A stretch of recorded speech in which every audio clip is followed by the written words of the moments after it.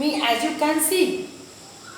But Hawking, the gardener, has been down with lumbago, so there has been no ring throwing lately. बोलती हैं कि जिस तरह से आप मुझे देख रहे हैं कि छोटी छोटी वॉक हो जाती है इसकी, यही एक्सरसाइज है।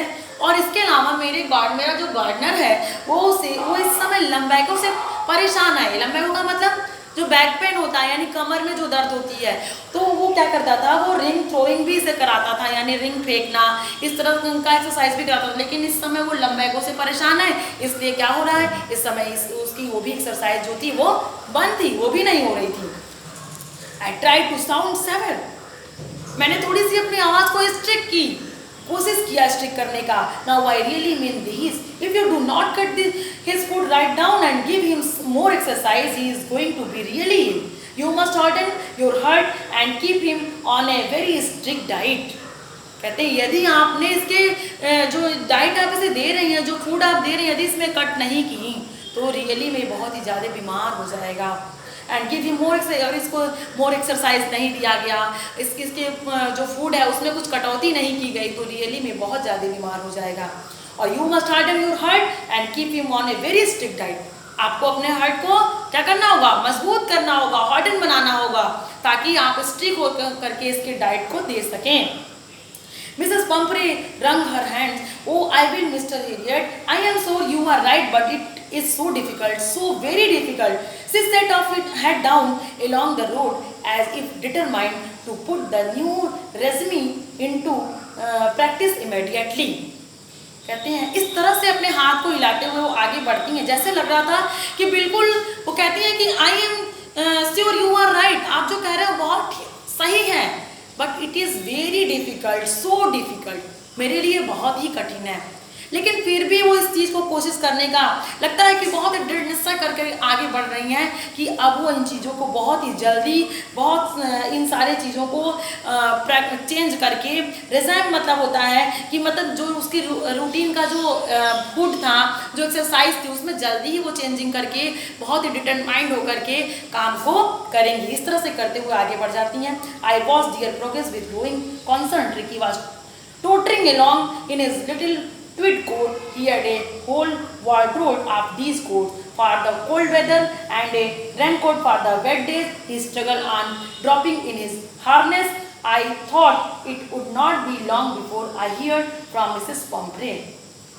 इस तरह से वो ट्रिकी और मिस्ट्रेस को जाते हुए दोबारा जब देखते हैं तो क्या देखते हैं कि जो ट्रिकी था वो अपने कोट में इस प्रकार से हार्नेस होकर के, यानी कि बिल्कुल सा लड़खड़ाता हुआ चल रहा था, जैसे कि बिल्कुल ज़बरदस्ती का उसे सजाया गया हो, हार्नेस होकर के चल रहा था।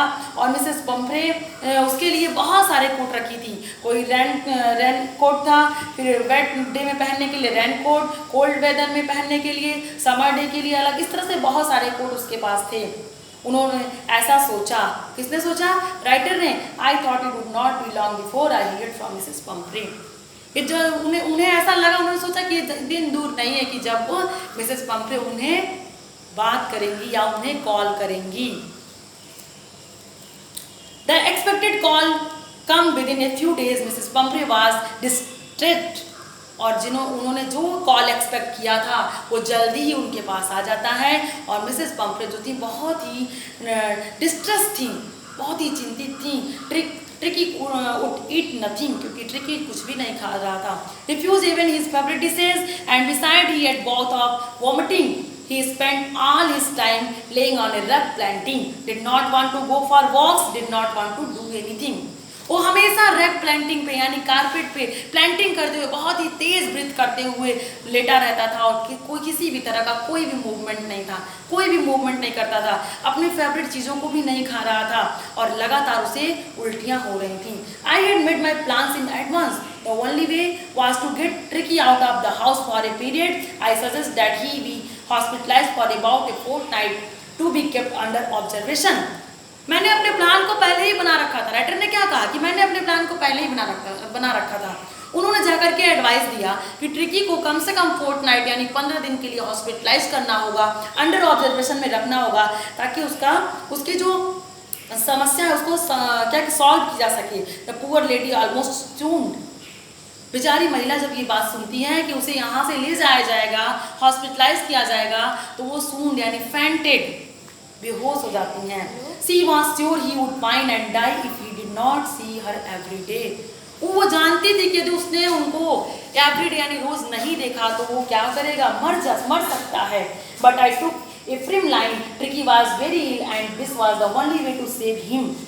मैंने केवल एक लाइन कहा कि यही एक रास्ता है जिससे ट्रिकी को क्या किया सकता है, सेव किया जा सकता है, बचाया जा सकता है। In fact I thought it best to take him without delay and follow by Mrs. Pumphrey's willing. I marched out of the car carrying the little dog wrapped in a blanket.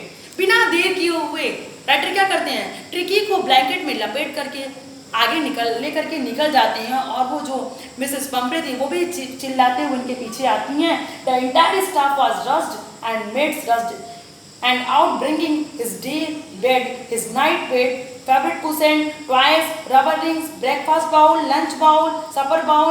Realizing that my car would never hold all the stuff, I started to drive away. As I moved off, Mrs. Pumphrey with a despairing cry threw an armful on the little coats through the window. I looked in the mirror before I turned the corner of the drive. Every day was in tears. But I took a firm line. Tricky was very ill. ये चीज़ जानते हुए कि बहुत बीमार है, writer क्या करते हैं, जल्दी से उसे क्या करते हैं, बहुत ही तेजी से ब्लैंकेट में लपेटते हैं और लेके निकल जाते हैं। मिसेस पंफ्रे उनके पीछे आती हैं और सारा उनका जितना भी स्टॉफ है वो रस जाने सभी एक्टिव हो जाते हैं, फटाफट अपने जल्दी अपने काम पर लग जाते हैं। कोई उनके डे बेड को, उसके नाइट बेड को, उसके फैब्रिक कुशन, उसके टॉयज, उसके डे लंच बाउल, क्या कहते हैं, लंच बाउल, डिनर बाउल, ये सभी लेकर के पीछे दौड़ने लगे। इतना कुछ देखने के बाद जब उन्हें रियलाइज होता है कि सारी चीज़ें हमारे कार में नहीं आ सकती हैं तो वो क्या करते हैं, अपने कार को ड्राइव करके स्टार्ट